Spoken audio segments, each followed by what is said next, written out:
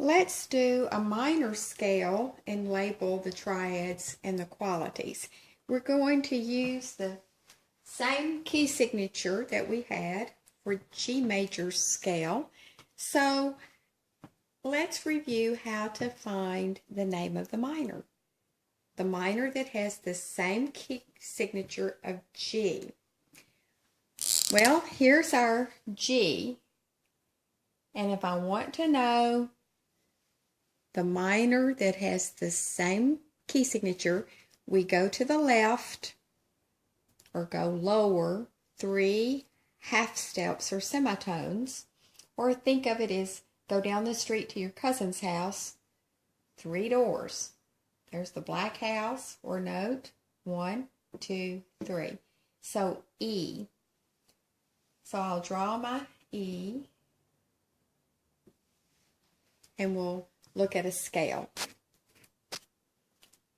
Here is our E minor scale, and I've included the F sharp only in parentheses to help you to remember that the F's are sharp. So we have the degree numbers 1, 2, 3, 4, 5, 6, 7, 8. And remember we use the little numbers like this with the caret on top, 1, 2, and so on. But that is not how we label the triads. We're using the Roman numerals with uppercase and lowercase i's to show the triads and their qualities. Now, these are the same names, mostly, as the major scale. We have tonic, so the number 1 is important. Remember, now these are going to be not majors. It's not a major on the number 1. Now that was just a way to remember your major scale. I said remember your tonic, subdominant, and dominant are your majors. But that's not true in your minor scale. But the tonic still gives our tonality center. And we still have a supertonic. We still have the mediant. Subdominant is still on a 4. Dominant is still a 5, submediant, but now number 7 has a different name. It is not the leading tone in a minor. It's called subtonic, just below the tonic, and then we have tonic here. So, what are the qualities of my triads? Well, there are 3 minors and 3 majors. They're just on different numbers, and I'm just going to put them here. Your minors are your 1, so it's going to be a dotted, and your 4, 1, 2, 3, 4, is a minor, and your 5 is a minor. Okay, and your majors, let's go ahead and get the 2 out of the way. The 2 is going to be your diminished. So that means, okay, the 1's up here, so it's minor. It means the others are majors. So your 3 is a major,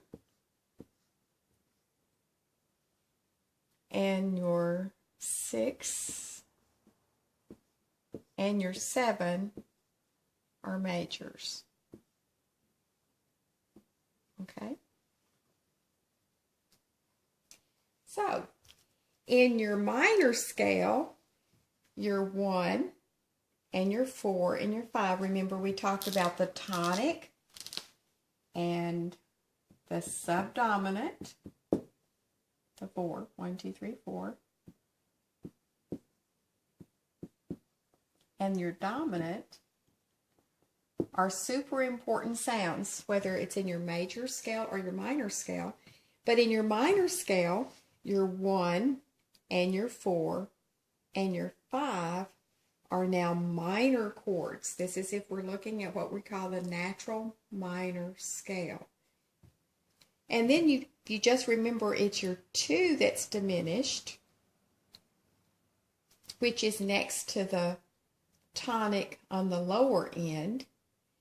In the major scale, your number 7 was diminished, which was at the high end of the scale. So if you'll just remember, it's the 2 that's diminished. And then your others are major. Your 3, your 6, and your 7. And you would go through and find out the quality. We'll just do one together. If I'm on the 1 or the tonic and I find the interval from E to G, there should be 3 semitones to make a minor. 1, 2, 3. And there should be a perfect fifth from the tonic to the fifth above. So let's see if it's 7. 7 semitones makes a perfect fifth. So let's see what we have. 1, 2, 3, 4, 5, 6, 7. Yes. So this is minor. And we could go through each one of these and find out that the qualities are determined by the intervals within them. But if you'll just remember it this way, it's easier. In a minor scale, your tonic, subdominant, and dominant are minors. 1 diminished on the 2, and the others are major. And then it's a whole lot easier to remember the qualities.